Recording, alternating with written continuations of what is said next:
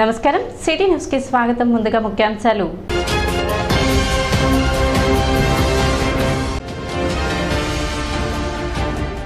April 3వ తేదీన తెనాలి రానున్న జనసేన అధినేత పవన్ కళ్యాణ్ సభ ఏర్పాట్లను పరిశీలించిన పిఎస్సి చైర్మన్ నాదెండ్ల మనోహర్.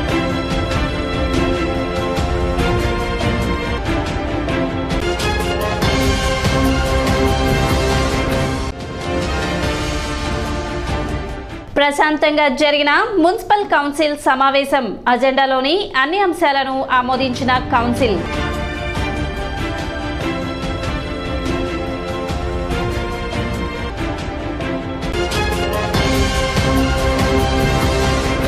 ఎన్నికల ప్రచారంలో భాగంగా ఏప్రిల్ 3వ తేదీ జనసేన అధినేత పవన్ కళ్యాణ్ తెనాలి రానున్నారు. ఈ మేరకు శనివారం జనసేన పిఎస్సి చైర్మన్ నాదెండ్ల మనోహర్ బహిరంగ సభ జరిగే పట్టణ మార్కెట్ ప్రాంతాన్ని పరిశీలించారు. పవన్ కళ్యాణ్ పర్యటన సందర్భంగా కొంత అసౌకర్యం కలుగుతుందని, పర్యటన సందర్భంగా మీ అందరి సహాయ సహకారాలు ఉండాలని అభ్యర్థించి ఆ ఒక్కరోజు మీకు అసౌకర్యం కలుగుతున్నందుకు క్షమించాలని వ్యాపారస్తులను మనోహర్ కోరారు. ఈ సందర్భంగా మనోహర్ మాట్లాడుతూ ఎన్నికల ప్రచారంలో భాగంగా జనసేన అధినేత పవన్ కళ్యాణ్ తొలిసారి తెనాలిలో పర్యటిస్తున్నారని, ఏప్రిల్ 3వ తేదీన సాయంత్రం 4 గంటలకు హెలికాప్టర్లో తెనాలి చేరుకొని పవన్ కళ్యాణ్ వారాహి మీదుగా పట్టణ ప్రధాన వీధిలో రోడ్ షో నిర్వహించి మార్కెట్ సెంటర్లోని పురవేదిక వద్ద బహిరంగ సభలో పాల్గొంటారని చెప్పారు.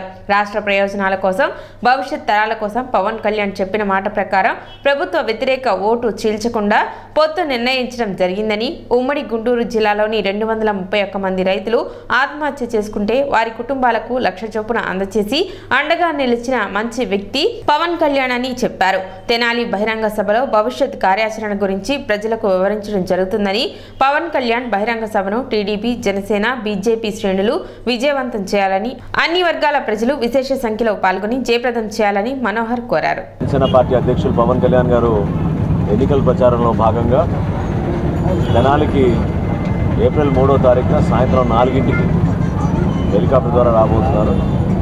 సో మొట్టమొదటి కార్యక్రమం ఆయన పిఠాపురంలో 3 రోజులు నిర్వహించుకుని దాని తర్వాత తెనాలికి ఈ ప్రాంతానికి మొట్టమొదటిసారి ఎన్నికల శంఖారావం ఒక విధంగా, భవిష్యత్తులో ఏ విధంగా Telugu Desam party, Janasena party, Bharatiya Janata party మేము చేయబోయే అనేక కార్యక్రమాల గురించి, ఉమ్మడి ప్రణాళిక గురించి, రాజకీయ వ్యూహాల గురించి, అదేవిధంగా ప్రత్యేకంగా ఈ అమరావతి ప్రాంతంలో మేము చేయబోయే అభివృద్ధి కార్యక్రమాలు, అటువంటి ప్రణాళిక దేనికైతే మేము సిద్ధమయ్యామో, ఎందుకోసం ఈ ప్రాంతం కోసం అమరావతి రాజధాని ఈ ప్రాంతంలోనే ఉండాలో అనే విషయం పైన కూడా మేము పోరాడాము. ఈ వివరాలన్నీ కూడా పవన్ కళ్యాణ్ గారు వివరిస్తారు. ప్రత్యేకంగా ఆయన్ని మనం ఈ సందర్భంగా గుర్తుపెట్టుకోవాలి. ఎందుకంటే సత్తెనపల్లిలో జరిగిన జనసేన పార్టీ బహిరంగ సభలో ఆ రోజున ఉమ్మడి గుంటూరు జిల్లా వ్యాప్తంగా 231 మంది రైతులకి, కుటుంబాలకి 1,00,000 రూపాయల చొప్పున వాళ్ళకి ఆత్మహత్య చేసుకున్న రైతు కుటుంబాలకి 2,31,00,000 రూపాయలు ఆ రోజున ఆయన నిధులు సమీకరించి మేము అందరికీ పంచాం. సమాజానికి ఉపయోగపడే వ్యక్తి, రాజకీయ కోణం చూస్తే త్యాగాలు చేశారనే భావన కూడా లేదు ఆయనలో. ప్రజలు ఆయన్ని రకరకాలుగా అపోహాలు సృష్టించినా కూడా ఒకే మాట మీద నిలబడ్డారు. ప్రతిపక్ష ఓటు చీలనివ్వకూడదు, మన పొత్తు వలన ఆంధ్రప్రదేశ్కి మంచి భవిష్యత్తు ఉండాలి, చంద్రబాబు నాయుడు గారి నాయకత్వం, పవన్ కళ్యాణ్ గారి నాయకత్వం, అదేవిధంగా ఈరోజు నరేంద్ర మోడీ గారి నాయకత్వం ద్వారా ఆంధ్రప్రదేశ్ని మరింత అభివృద్ధి చేసుకుంటూ ముందుకెళ్ళాలి, మన బిడ్డలకు ఉపాధి కల్పించాలనే ఆలోచనతో మేము తీసుకున్న ఈ పొత్తుల నిర్ణయాన్ని ఇంకా వేగవంతంగా ప్రజల్లో తీసుకెళ్ళడానికి, ఎన్నికల సందర్భంలో ప్రచారం అందులో భాగం కాబట్టి జనసేన పార్టీ, తెలుగుదేశం పార్టీ నాయకులు అందరూ కూడా ఒకే మాట మీద నిలబడి మేము ఏర్పాట్లన్నీ కూడా పరిశీలించడానికి ఈరోజు మార్కెట్ సెంటర్కి వచ్చాం. పురవేదిక దగ్గర ఆ రోజు బహిరంగ సభ ఉంటుంది. హెలికాప్టర్ తర్వాత దిగిన తర్వాత వారాహి మీద ఆయన ప్రయాణం చేసుకుంటూ రోడ్ షో చెంచుపేట మీదుగా, రైల్వే బ్రిడ్జ్ మీదుగా చివరికి మార్కెట్ సెంటర్కి వచ్చి 6 బహిరంగ సభ ఆ రోజు ప్రారంభించుకోబోతున్నాం. తెలుగుదేశం పార్టీ నాయకులను కూడా మనస్ఫూర్తిగా ఆహ్వానిస్తున్నాను. భారతీయ జనతా పార్టీ నాయకులందరూ కూడా నేను మనస్ఫూర్తిగా ఆహ్వానిస్తున్నాం. వేమూరు నియోజకవర్గం టీడీపీ బీసీ నాయకుల సమావేశం శనివారం జరిగింది. ఈ సమావేశానికి ముఖ్య అతిథిగా మాజీ మంత్రి నక్కా ఆనంద్ బాబు పాల్గొనగా, వేమూరు నియోజకవర్గం బీసీ సెల్ అధ్యక్షులు బట్టు మల్లికార్జునరావు అధ్యక్షత వహించారు. 2024 ఎన్నికల సందర్భంగా తెలుగుదేశం పార్టీ మరియు జనసేన పార్టీలో ఉమ్మడి మేనిఫెస్టోలో బలహీన వర్గాలకు చెందిన బీసీ రక్షణ చట్టం 50 సంవత్సరాలు నిండిన ప్రతి బీసీ కులాల వారికి 4000 పెన్షన్, అంతేకాకుండా బీసీ కులాల వారి కుల వృత్తులను ప్రోత్సహిస్తూ వారు ఆర్థికంగా మెరుగుపడడానికి అన్ని విధాలుగా చర్యలు చేపట్టడం వంటి అంశాలను సమావేశంలో చర్చించారు. కార్యక్రమంలో మండల పార్టీ అధ్యక్షులు వాకా శేషుబాబు, రాష్ట్ర బీసీసీఎల్ కార్యదర్శి రాయన ప్రసాద్, పోతార్లంక రాజేష్, కుమారస్వామి, ఉల్లంకొండ వెంకట్రావు, రాజులపాటి వెంకటేశ్వరరావు, పోరామ నాగరాజు, వామనపాటి కోటేశ్వరరావు, కోనేటిపురం గుర్రం నాగబాబు, జొన్న సురేష్, వాకా శ్రీను, సొంటి సుబ్బారావు, బడుగు వెంకట నారాయణ, బొర్రా గాంధీ తదితర నాయకులు పాల్గొన్నారు.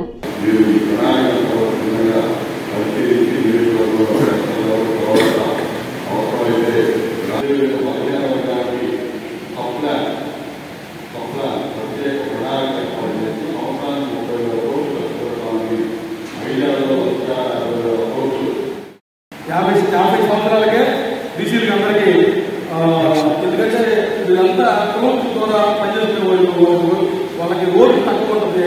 అందరూ మామూలుగా 60 ఏళ్ళకి ఓటు పెంచిపోయిన ఉద్దేశంతో చంద్రబాబు నాయుడు ఇప్పుడున్న వాతావరణ అనుకూలంగా 50 ఏళ్ళకి పెంచడం ఏర్పరచడం చాలా ఆశ్చర్యం. ఇది ప్రతి ఒక్క గ్రామానికి, ప్రతి ఒక్క గ్రామ ప్రజలకి, ప్రతి ఒక్క బీసీ సోదరులందరికీ వివరించి మన తెలుగుదేశం పార్టీకి అత్యధికంగా ఓట్లు గెలిపించి రాజ్యాధికారం వస్తేనే తెలుగుదేశం పార్టీకి ఈ 50 ఏళ్ళ పెన్షన్ కానీ మన మహిళా శక్తి మహిళా తల్లులకి పెళ్లి కానుక ₹1,00,000 ప్రకటించారు. అదేవిధంగా ఏదన్నా యాక్సిడెంట్లుగా కనుక ఇన్సూరెన్స్ అయితే ఏదైనా పొరపాటున మనకేంటంటే మనకి తాపత్రులు ఆస్తులు ఉండవు. బీసీ కులాల దాదాపు అందరికీ చాలా మందికి ఆస్తులు ఉంటాయి. వేరే బీసీ కమ్యూనిటీకి ఎక్కువ రకాల ఏముండదు గ్రోత్. వీళ్ళకి అండగా నిలబడాలన్న ఒక ముఖ్య ఉద్దేశంతోనే ₹10,00,000 ఎక్స్గ్రేషియా పొరపాటు జరిగితే దాని కూడా ఎవరైనా కోరుకోవాలి. జరిగితే ఆ కుటుంబం రోడ్డు పడి అనాథలకు అనుకోకుండా ఒక ఉద్దేశంతో మంచి మనసుతో చంద్రబాబు నాయుడు గారు, లోకేష్ బాబు గారు, మన పవన్ కళ్యాణ్ గారు ఇస్తున్న నిర్ణయాన్ని మనం స్వీకరించాలి. అదేవిధంగా రజనీ సోదరులు, బీసీలో రజనీ సోదరులు చాలా అక్కడికి ఉన్నారు. వాళ్ళని కూడా ఎస్సీ జాబితాలో కలిపి వాళ్ళకి కొంచెం పిల్లల భవిష్యత్తు పిల్లలు తల్లిదండ్రులు ప్రభుత్వం చేస్తున్నారు. 3 రకాలుగా ఉంది. పిల్లలు ఉన్నా సరే అదే ప్రభుత్వంలో ఉండి పక్కుబడిపోయి వెనకబడిపోయి ఉండకూడదని వాళ్ళకు కూడా ఉద్యోగం కల్పించి ఉద్యోగం రావాలి, వాళ్ళ కుటుంబాలు బాగుపడాలి, ప్రజలందరినీ కాపాడాలన్న ఉద్దేశంతో కేంద్ర ప్రభుత్వంతో మాట్లాడి వాళ్ళందరికీ ఎస్సీ జాబితాలు చేసడానికి ప్రయత్నిస్తున్నందుకు ఎస్సీ సోదరుల తరఫున రజనీ సోదరుల తరఫున అదేవిధంగా భారతీయ సంస్కృతి, పాశ్చాత్య దేశాల శాస్త్ర సాంకేతికతలను రెండింటినీ మేళవించి విద్యార్థులు కృషి చేసినట్లయితే అద్భుత విజయాలు సొంతమవుతాయని ప్రముఖ విద్యావేత్త, దీప్తి పబ్లికేషన్స్ అధినేత ఆంజనేయులు తెలిపారు. బుర్రెపాలెం రోడ్లోని వివేక సెంట్రల్ స్కూల్ నందు శనివారం గ్రాడ్యుయేషన్ డే వేడుకలను నిర్వహించారు. కార్యక్రమానికి ఆంజనేయులు ముఖ్య అతిథిగా పాల్గొన్నారు. 1వ తరగతి నుండి 11వ తరగతి చదివే విద్యార్థులు ఈ విద్యా సంవత్సరం విజయవంతంగా పూర్తి చేసిన సందర్భంగా సర్టిఫికేట్స్ ను ప్రదానం చేశారు. ఈ సందర్భంగా జరిగిన సభలో ఆంజనేయులు మాట్లాడుతూ విద్యార్థులు తప్పనిసరిగా చదువు పట్ల శ్రద్ధ వహించి లక్ష్యాన్ని చేరుకోవాలని, అయితే సామాజిక స్పృహను కూడా పెంచుకొని ఇతరులకు చేయూతనివ్వాలని, దానిని ఒక బాధ్యతగా స్వీకరించాలని కోరారు. కుటుంబ బాంధవ్యాలకు వినాశకారిగా మారిన సెల్ ఫోన్ ను దూరంగా ఉంచాలని ఆంజనేయులు తెలిపారు. కార్యక్రమంలో డాక్టర్ జీవనలత, డాక్టర్ రవీంద్రనాథ్, వివేక విద్యా సంస్థల ఎగ్జిక్యూటివ్ డైరెక్టర్ రామరాజు, ప్రముఖ వ్యాపారవేత్త Chetan Lal Kothari, Vivekananda central school CEO Ravipati Venkatram, principal Ramadevi, Shiva Mahesh, G V Chowdary, Murali, Rajesh, Akshay తదితరులు పాల్గొన్నారు.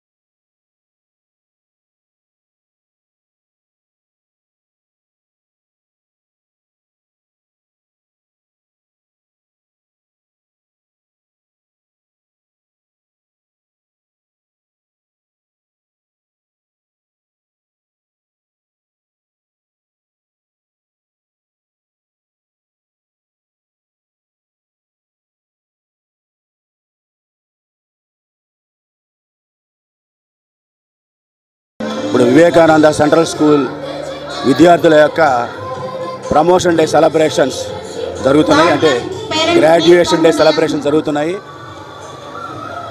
మరి యూనివర్సిటీ లెవెల్స్లో గ్రాడ్యుయేషన్ పూర్తయిన తర్వాత లేదా పోస్ట్ గ్రాడ్యుయేషన్ పూర్తయిన తర్వాత లేదా పిహెచ్డి తీసుకున్న తర్వాత సాధారణంగా యూనివర్సిటీస్ కాన్వకేషన్ అనే పేరుతో ఆ డిగ్రీలని ప్రదానం చేస్తారు. దానికి మరి గవర్నర్ గారు ఛాన్సలర్గా హాజరవుతారు. వారితో పాటుగా మరి vice chancellors, registrars and principals వారు అతిథులుగా ఉండి ఆ డిగ్రీ పూర్తి చేసిన విద్యార్థులందరికీ కూడా ఒక సర్టిఫికేట్స్ ఇవ్వడం అనేటువంటిది ఒక సంప్రదాయాన్ని యూనివర్సిటీస్ పాటిస్తూ ఉంటాయి. అలాగే ఇతర దేశాల్లో చూసినట్లయితే చిన్నపిల్లల్ని ప్రత్యేక అభినందించడం కోసం మరి ఎల్కేజీ, యూకేజీ ఆ ప్రైమరీ లెవెల్లో ఉండే స్టూడెంట్స్ కూడా ఆ అకాడమిక్ ఇయర్ పూర్తిన తర్వాత గ్రాడ్యుయేషన్ డే పేరుతో మరి పేరెంట్స్ అందరిని ఆహ్వానించుకొని మరి సర్టిఫికేట్స్ ఇవ్వడం జరుగుతుంది. అదొక పెద్ద పండుగ వాతావరణం లాగా గ్రాండ్గా సెలబ్రేట్ చేస్తారు. వర్క్ చేస్తాడో మీరు ఆలోచించండి. ఆయన పిల్లలందరికీ కూడా సపోర్టివ్గా ఎంకరేజ్ చేస్తూ ఎన్నో కార్యక్రమాలు నిర్వహిస్తుంటాడు. మీకు ఆ ఎంకరేజ్మెంట్ ఉండి శ్రమ పడితే ఆ ఫలితం మీకు ఇప్పుడు తెలియదు. పెద్ద అయిన తర్వాత బాగా చదువుకొని డెవలప్ అయిన తర్వాత అప్పుడు తెలుస్తుంది. అందులో స్కూల్ డేస్లో ఎప్పుడైతే మీరు శ్రమ పడటం అలవాటు అవుతుందో అది ఎప్పటికీ పోదు. మీ జీవితం మొత్తం ఆ హార్డ్ వర్క్ నేచర్ అనేది ఉంటుంది. మీరు ఎప్పుడు కష్టపడి మంచి మంచి గొప్ప గొప్ప ఎన్నింటినో విషయాలను సాధిస్తారు. మీ అందరూ కూడా మీ జీవితంలో బాగా సక్సెస్ కావాలని ఆశిస్తున్నాను. ఇప్పుడు ఒక చిన్న విరామం.